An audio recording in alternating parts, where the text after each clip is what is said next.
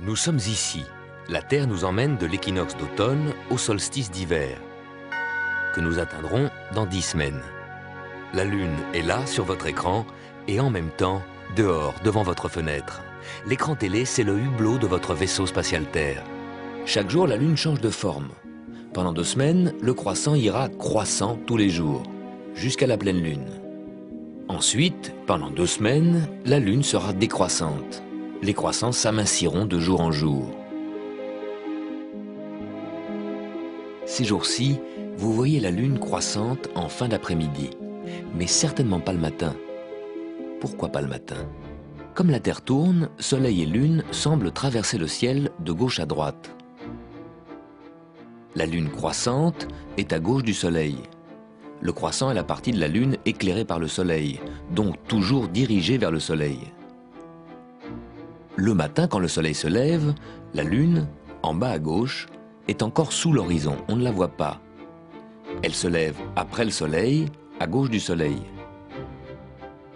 Puis pendant la journée, elle traverse le ciel après le Soleil, elle suit le Soleil. Le soir, la Lune se couche après le Soleil. Elle a donc encore 2 ou 3 heures pour briller avant de se coucher à son tour. Dans 2 semaines, la Lune, en tournant autour de la Terre, va passer à droite du Soleil. Là, on la verra le matin, car la Lune se lèvera avant le Soleil. Et à sa droite. Ce sera la Lune décroissante. Elle traversera le ciel à droite du Soleil et se couchera avant le Soleil. Le soir, on ne pourra plus la voir. On voit la Lune décroissante le matin parce qu'elle est à droite du Soleil avant le Soleil. On voit la Lune croissante le soir, comme cette semaine, parce qu'elle est à gauche du Soleil, après le Soleil. Mais comment savoir, au premier coup d'œil, si la Lune est croissante ou décroissante? En pensant au dicton « menteur comme la Lune ». La demi-lune croissante inscrit dans le ciel un D majuscule comme décroissant. Menteur comme la Lune. Quand la Lune forme la lettre C comme croissant, elle est décroissante. Menteur comme la Lune. Quand la Lune est à gauche du Soleil, elle fait un D. Quand elle est à droite du Soleil, elle fait un C.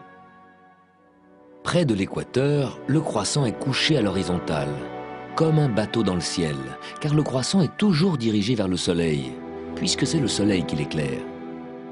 À l'équateur, le Soleil se couche perpendiculairement à l'horizon, le croissant de la Lune est dirigé vers le bas.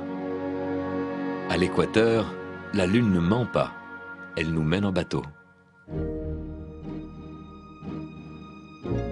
La Lune dans sa face croissante, visible le soir, est éclairée par le Soleil qui vient de se coucher à droite derrière l'horizon. Allons vers le sud.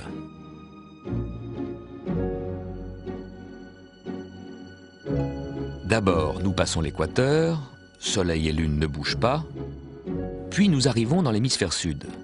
Soleil et Lune n'ont rien changé à leur position. Mais attention, celui qui les regarde aurait la tête en bas. Remettons-le à l'endroit. Voilà.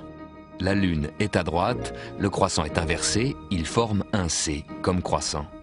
Ici, dans le sud, la Lune n'est plus menteuse, et le Soleil s'est couché à gauche, pas à droite. Dans l'hémisphère sud, le Soleil se lève à l'est, comme chez nous, mais à midi, il n'est pas au sud, il est au nord. Puis il se couche à l'ouest, comme chez nous, mais il traverse le ciel de droite à gauche, en sens inverse. La Lune et les étoiles également.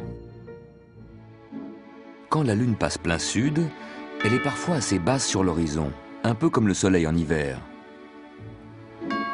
Mais quelques jours plus tard, la Lune se trouvera visiblement plus haute dans le ciel. Et une semaine plus tard, encore plus haute. C'est la Lune montante, qu'il ne faut pas confondre avec la Lune croissante. Et la Lune descendante n'a rien à voir avec la Lune décroissante. La Lune, en tournant autour de la Terre, monte et descend dans le ciel. Pourquoi? À cause de l'axe incliné de la Terre, elle monte et descend en un mois. Regardons la Lune devant les constellations du zodiaque. La Lune, devant la constellation du Sagittaire, est basse sur l'horizon, comme le Soleil est bas en décembre.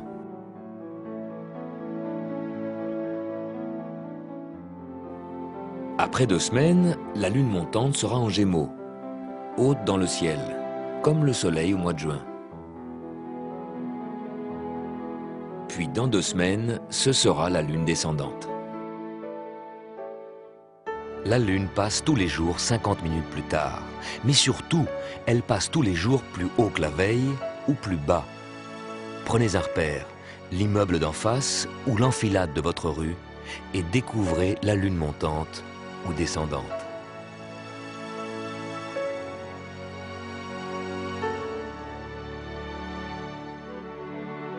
La Lune fait le tour de la Terre, mais en combien de jours? Ça dépend si on compte du point de vue de la Lune ou de la Terre. Prenons comme point de départ la nouvelle Lune, le jour où la Lune est en alignement avec le Soleil. En partant d'ici, pour faire un tour complet de son orbite, et revenir ici, elle met un peu plus de 27 jours. Mais la Terre a avancé sur son orbite, et au bout de ces 27 jours, la Lune est ici. Elle a bien bouclé sa boucle, mais elle n'est pas encore revenue dans son alignement avec le Soleil. Ce n'est pas encore la nouvelle Lune. La Lune met 2 jours de plus pour s'aligner de nouveau avec le Soleil. 29 jours. Alors que la Lune retrouve son point de départ au bout d'un peu plus de 27 jours, de nouvelle Lune à nouvelle Lune, elle met 29 jours.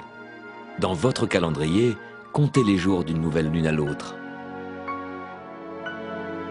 Ce décalage de 2 jours se reproduit chaque mois et crée un cycle de 13 mois et demi, ce qui correspond au cycle des grandes marées. Tout se tient dans la mécanique du ciel.